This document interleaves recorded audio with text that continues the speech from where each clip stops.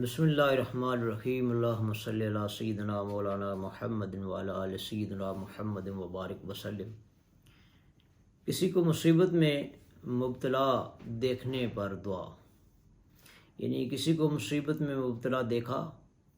تو اس وقت کون سی دعا پڑھنی چاہیے؟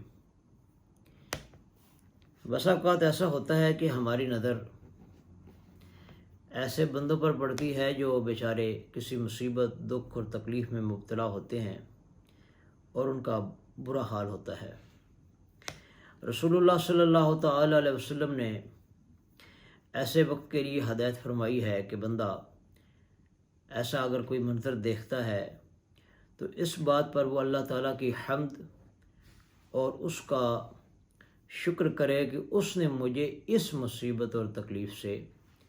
بچایا ہے اور اس تکلیف اور مصیبت میں مجھے مبتلا نہیں کیا۔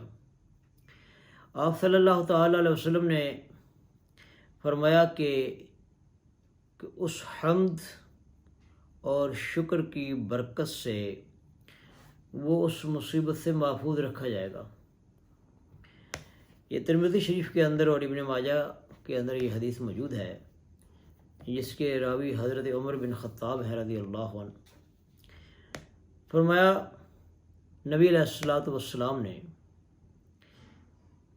کہ جس آدمی کی نظر کسی ایسے آدمی پر پڑے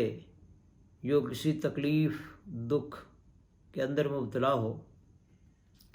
اور وہ کہے الحمدللہ الذی عافانی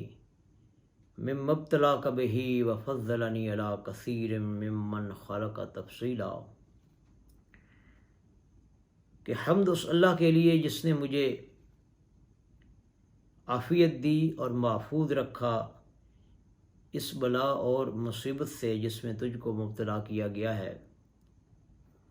اور اپنی بہت سی مخلوقات پر اس نے مجھے فضیلت بخشی۔